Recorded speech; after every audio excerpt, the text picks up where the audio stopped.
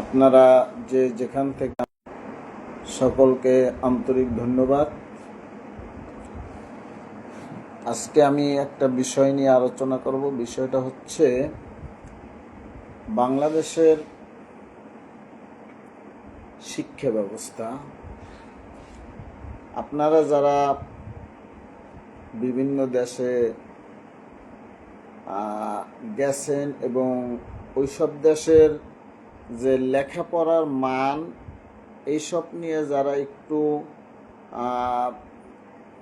একটু পর্যালোচনা করছেন, তারা দেখছেন যে উন্নত কান্ট্রির স্কুল কলেজ, ওখানে লেখাপড়া এবং আমাদের দেশের লেখাপড়ার ভিতরে পার্থক্য কোথায় এবং পার্থক্যটা কিসের, কেন পার্থক্য? দেখা গেছে, আমি মালয়েশিয়ার কথাই বলবো যে ওখানের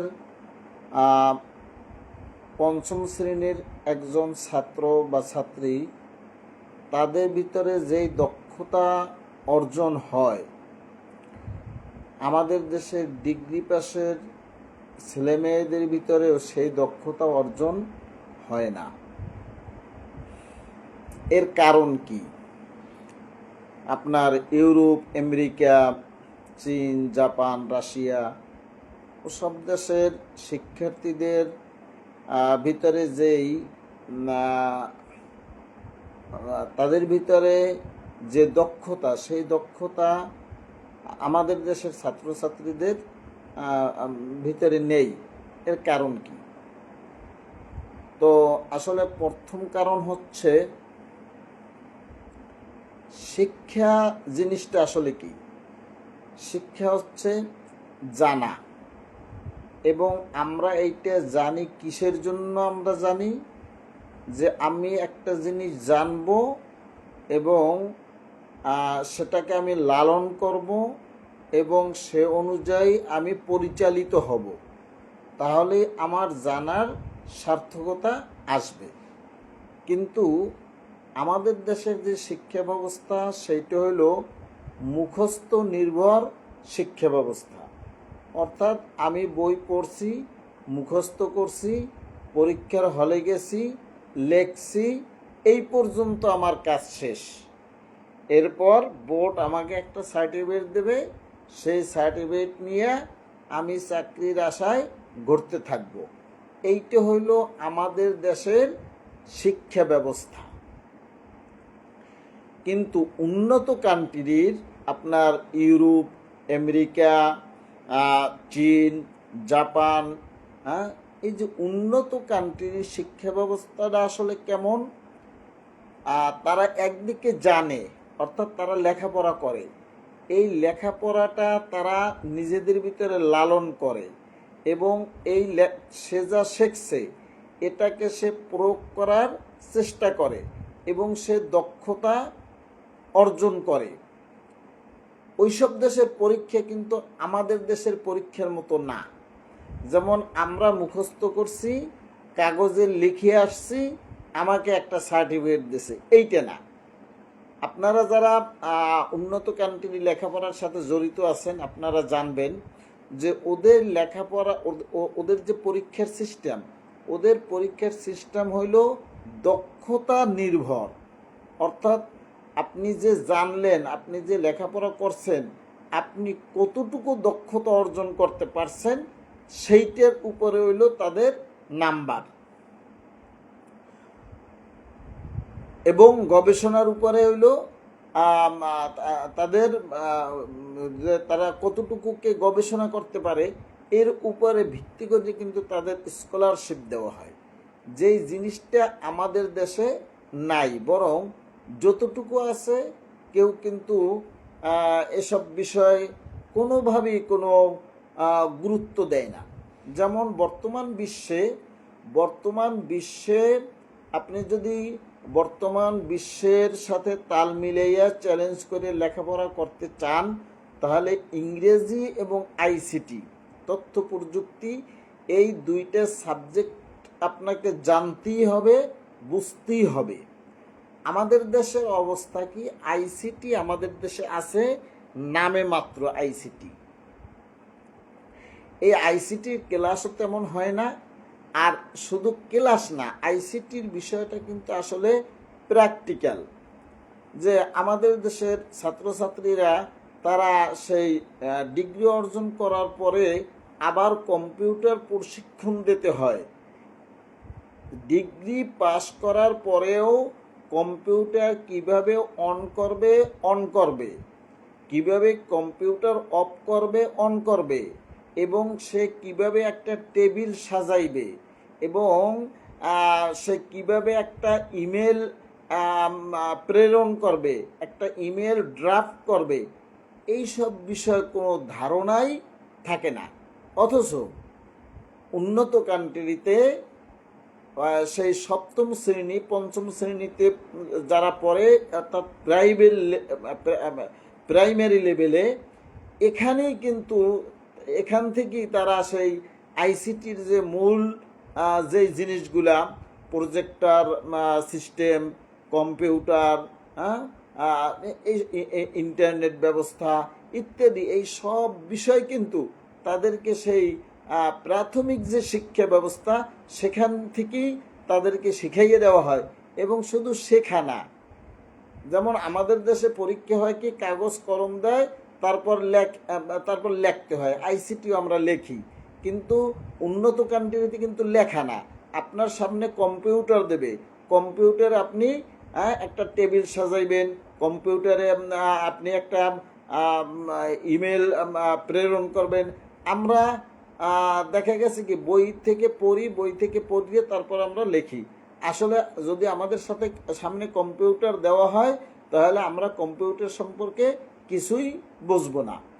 এই যে শিক্ষা ব্যবস্থা, যে ব্যবহারিক নাই, দক্ষতা নাই, শুধুমাত্র মুখস্থ বিদ্যা এবং একটা সার্টিফিকেট এবং একটা চাকরির পিছনে ঘোরা, এই হইল আমাদের শিক্ষা ব্যবস্থা। তো যতদিনে না আমরা এই শিক্ষা ব্যবস্থা থেকে বের হইতে না পারবো, ততদিন পর্যন্ত আমরা সুশিক্ষিত হইতে পারবো না, এবং ততদিন পর্যন্ত এই শিক্ষায় আসলে আমাদেরকে সামনে আগাইয়ে নিতেও পারবে না। আর একটা বিষয় হচ্ছে যে আমাদের দেশের শিক্ষা ব্যবস্থার যে সিলেবাস, এই সিলেবাস সেই আপনার ব্রিটিশ পিরিয়ড থেকে এই পর্যন্ত, এখন পর্যন্ত সেই একই সিস্টেমে ঘুরাইয়া ফিরাইয়া দেখা গেছে কি, একবার এরশাদ সাহেব আনলো এক রকমের সিস্টেম, আবার শেখ হাসিনা আনলো এক রকমের সিস্টেম, কিন্তু ঘুরাইয়া ফিরাইয়া বিষয় হলো একরকমেরই। কিন্তু উন্নত কান্ট্রিতে তারা কি করে, তারা কিন্তু সময় উপযোগী সিলেবাস তারা তৈরি করে। যে গত 5 বছর এক সিলেবাসে চলছে, এখন আর এই সিলেবাস আমাদের প্রয়োজন নাই, এখন আমাদের আবার নতুন সিলেবাস দরকার। তারা কিন্তু আবার নতুন সিলেবাসে সেই পাঠদান শুরু করে, অর্থাৎ যুগ উপযোগী সিলেবাস কিন্তু তারা ছাত্রছাত্রীদেরকে দেয়। তো যে সরকারি ক্ষমতায় আসুক, যদি এই শিক্ষা ব্যবস্থার উপরে গুরুত্ব দেওয়া না হয়, আমরা কি করি, নকল করবা না, নকল করা যাবে না, নকল ধরতে হবে, নকল ধরার জন্য প্রক্রিয়ার কোনো শেষ নাই, তারপরও নকল হয়। কিন্তু উন্নত কান্ট্রিতে এই নকলের কোনো শব্দই নেই, নকল করা লাগবে এইসব কোনো চিন্তা ভাবনাই নেই, নকলের কোনো বিষয়ই নেই, কারণ নকল করার কোনো সুযোগই নেই। আপনার সামনে একটা কম্পিউটার দেবে, আপনাকে কিছু প্রশ্ন দেবে, আপনাকে কাজ করতে দেবে, আপনার কাজ করতে হবে। আপনি যদি যেই ছাত্রছাত্রী লেখাপড়া করবে না, সে তো কোনো কাজ করতেই পারবে না, পরীক্ষায় তার কোনো নাম্বার নাই, তার কোনো সার্টিফিকেট নাই।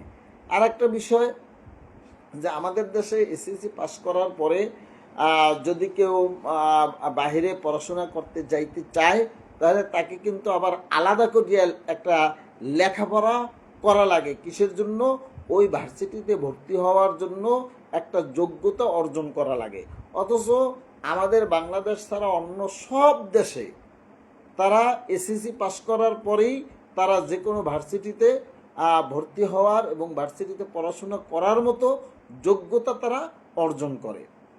এখন আমরা এই এসএসসি পর্যন্ত 10টা বছর আমাদের জীবন থেকে আমরা নষ্ট করি, অথচ আমরা সেই যুগ উপযোগী যেই শিক্ষা আমাগো নেওয়া দরকার, যেই দক্ষতা আমাদের অর্জন করা দরকার, যেই কারিগরি শিক্ষা আমাদের অর্জন করা দরকার, আমরা কিন্তু না পারি ভালো ছাত্র হইতে, না পারি ভালো শিক্ষক হইতে, না পারি ভালো কৃষক হইতে, না পারি ভালো ড্রাইভার। অর্থাৎ আমরা যে কাজই করি সেই কাজই আমরা কোনো রকমের করি, কোনো রকমের আমাদের জীবনটা কোনো রকমের সামনে একটু বেঁচে থাকার মতো, যে কারণে আসলে আমরা নিজেরাও ডেভেলপ হইতে পারি না। কারণ দেশ ডেভেলপ হবে কিসের মাধ্যমে? বাংলাদেশের 17 কোটি মানুষ, 17 কোটি মানুষের ভিতরে 12.5 কোটি হলো ভোটার। তো যারা ভোটার তারাই কর্ম করার মতো মানুষ। হ্যাঁ, তো এই 12.5 কোটি মানুষ, তার ভিতরে মহিলা আছে। এখন তো মহিলারাও অনেকে চাকরি করে, তারাও টাকা ইনকাম করে। তো ধরেন 5-7 কোটি মানুষ কাজ করতেছে। তারা যদি দক্ষ হইতে না পারে, যদি দক্ষতা অর্জন করতে না পারে, আর প্রত্যেকটা পরিবার যদি ভালো থাকতে না পারে, তাহলে সারা বাংলাদেশ কিভাবে ভালো থাকবে? শুধু সরকারের অনুদান, সরকারের কিছু কাট, সরকারের এই সহযোগিতা, তাতে কিন্তু দেশ ডেভেলপ হয় না। কারণ সরকার দেয় কোথা থেকে? সরকার কিন্তু আমাদের টাকাই দেয়। তো আমাদেরকে ডেভেলপ হইতে হইবে। আর আমাদের চিন্তা চেতনা কি? যে আমি কার টাকা ঠগাইয়ে খাইয়া আমি বড় লোক হব, কার টাকা মারিয়ে খাইয়া আমি বড়, এই ধরনের চিন্তা ভাবনা। অথচ আমাদের ভিতরে এই চিন্তা ভাবনা জাগৃত হয় না যে আমি এমন একটা কাজ করব যে কাজের মাধ্যমে আমি নিজে প্রতিষ্ঠিত হব, এবং আমি যখন থাকব না, আমি যখন মারা যাব, আমার পরবর্তী প্রজন্ম, তারাও আমার এই কাজের মাধ্যমে প্রতিষ্ঠিত হবে। এই চিন্তা ভাবনা আমাদের ভিতরে জাগৃত হয় না, যে কারণে আসলে আমরা এখন পর্যন্ত ভালো কিছু পাওয়ার মতো, ভালো কিছু হওয়ার মতো আমরা কোনো কিছু দেখতে পাইতেছি না। না রাজনৈতিক ক্ষেত্রে, না শিক্ষা খাতে, না কৃষি খাতে, না শিল্প খাতে, কোনো দিক দিয়েই ভালো কোনো কিছু আমরা লক্ষ্য করতেছি না।